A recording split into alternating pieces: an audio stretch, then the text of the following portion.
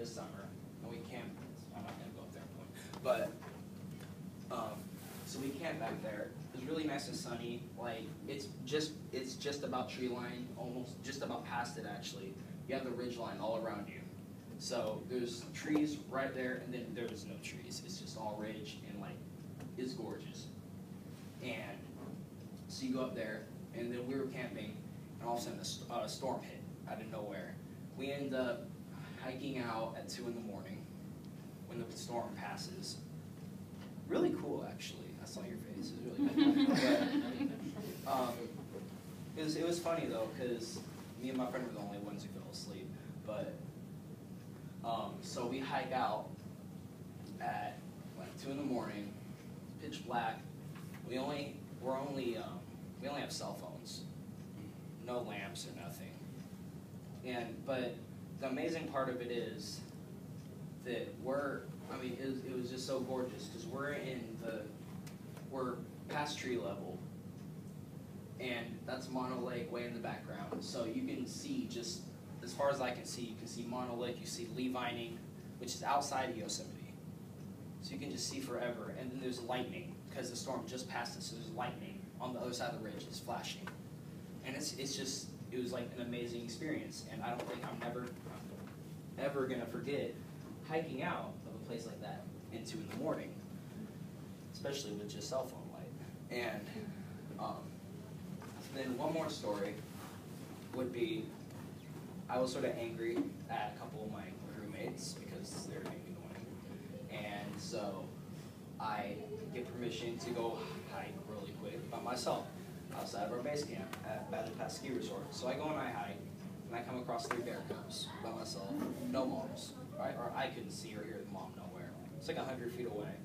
And it's just really cool to be able to, like, when you're like a good distance away, like, it's sort of stupid of me anyway, but I was able to just sit there like 100 feet away for like a good 10 minutes and just watch these 3 bear cubs eat off this tree, eat these leaves and stuff in this little clearing. And it's just another one of those really awesome memories that you're like, if I didn't go to Yosemite, if I never wanted to work this type of work, I would have never seen this stuff. I would never be able to tell this to my kids someday, never be able to present it as a senior. And then, going on, then I like this picture a lot because, like, this isn't Yosemite, this is Glacier National Park, but it sort of struck my eye, and I thought it might sort of strike yours, because, I mean, I really like the idea of the rolling mountainsides, and then you have, like, the greenery as you come down about halfway down the mountainsides, and the snow patches, so you know you're up really high, probably the snow's actually probably around 12,000 feet, so the mountains are even higher. And so then you have these mountain goat things, and I don't know that means, so I'm not gonna lie. And it's just like, it's really just this really cool picture, and I found it as I was researching. I'm like, I should put this in my presentation. I think they might enjoy that like I did. And then I have my resource pages, National Park Service, YCC website, and all that, and then my presentation for this again. And I'm not quite done yet, so I'll say thank you in a minute. Then I brought this stuff because I thought I'd show you guys some of the stuff. I mean, I wasn't able to bring tools, because I'd be shovel, school and stuff, that'd be so awkward. But I thought it'd be cool if you guys could see, like, the helmet that we use. It's all signed because I'm awesome like that. Everybody likes me. But I thought it'd be cool if you guys would see this. And I also have, so if you're on a trail crew, this is your day pack. That's big. It's really light. So that's what you're going to be hiking like 16 miles a day with. Plus working in shovels and chainsaw. And yeah, depends if you want a log run or not. Take you like chainsaws. you scared? Yeah, I like them. And then this is an actual backpacking backpack. So whether you're backpacking, you're doing a trail run or overnight trail run, which would you most likely take this and all stuff. And yeah, so I hope you guys enjoyed. How Okay, much sorry, do you think questions. the overnight pack weighs in pounds? This is not the lightest pack, but I like it. I probably keep it on my shoulders. So this is probably around, I'd say, 12 pounds with the sleeping bag and that, and just it's because of the external frame. This is a youth pack. This isn't an adult pack either. I've been using this since like 6th grade, but which is surprising because this is a really light backpack. But anyway, is there any other questions? Do you always have to wear the blue helmet when you're working? Good question. If we're hiking down the trail to work, you don't have to wear it. You're hiking off work or you're out in the valley floor or anything on a weekend or something, as long as you aren't working. Once you're working, you're chiseling away, you're making irrigation canals with things, stuff like that, with rocks, you're making drainages and all that, then you have to put it on because you want to protect your head. But when you're like hiking to work or something, it's good because you're just hiking. I mean, I don't think rocks can fall out of the sky, but yeah, and that sums up your question. Anyone else? So do you know what job you want to have? I want to go back to Yosemite or another park service and work trail crew or bridge crew, more or less trail crew, which is, I did a lot of trail crew, trail maintenance in Yosemite. Anyone else? This guy? What can you say? Oh yeah. So, have you used a chainsaw? Yes. What would you use it for? Kind of blue? Have you ever had to cut down a tree? No. Anyone else?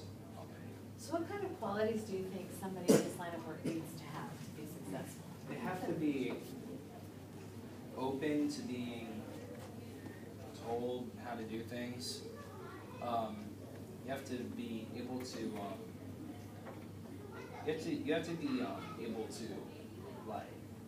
You have to be friendly because I mean you're going to be living in the backcountry with people that you might have not even ever known before for as little as 8 weeks. I mean, it'd be all bad if you didn't get along with them and all that stuff. And you have to be able to bear really cruddy food sometimes. So, yeah. Like, Les, are you planning on shipping me out, Mom? Did you have to make your own food? We're backpacking. When we're backpacking, yeah. I was generally the one who made food for the crew in the morning. Because everyone else is lazy and they feel like boiling water and putting it on the propane stove. And now Dawson. Tell me about the letter that you sent about the eggs. No. No. Jack. Do you have to have a little strength at least? Well, yeah. You're carrying a backpack. Like carrying- enough, just not strength for that, but just strength for like your everyday work. Yeah. You have to have good cardio. I mean, that'll build up eventually. After the first week, you're gonna be able to breathe better. Stuff like that. Yeah, you're gonna need to at least be able to hold your own and carry probably, well, depending, at least be able to help pick up a tree, stuff like that. You over there? So, how many species of plants and animals have you come across in your days of work? A lot. I don't know off the top of my head. I'm sorry. Chainsaw. What's the sex letter Dawson was asking you about?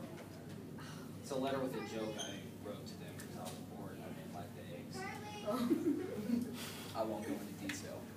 What advice would you give somebody who's on the fence about whether or not they should apply? You had said you had received a rejection letter, but then you finally got the information that you're gonna go. What if there's another student your age that's not sure whether they should do it? What advice would you give them? I would say, like, are you coming from if they were accepted, if they just have to give the yes or no? Yeah. You have 24 hours after you've been accepted and you've been informed that you're accepted. So I would say, if you really like the outdoors and all that, and if you are possibly thinking about maybe going into something like this, I'd say it's a chance of a lifetime. You are going to be away from home for a while, but I mean, you're going to come back and you're going to feel like a hero. So, I mean, not only for yourself, but you saved a lot of, like, you know, I mean, you've helped maintain a park for people like you and stuff to enjoy it, as well as. What advice would you give someone who was accepted and they went up there and maybe when they got there they just really got cold feet and thought, I just can't do this, I can't do this, I want to go home? What advice would you give in that situation? Say take a chill pill. Seriously. No, I would just be like, if you really feel like, I mean, I'd say give it like maybe 3 days to a week, and if you, by the end of that time, if you still are like just not cool with it, then I'd say then talk to your leader or whoever's in charge and try to get a hold of your parents. Be like, hey, I can't do this. Anyone else? Jack? Would you recommend this job for just anyone who wants a job, like they're just from the city? No. I'm sorry, I cut you off a little bit. No. Anyone else? Susie? What's the salary like?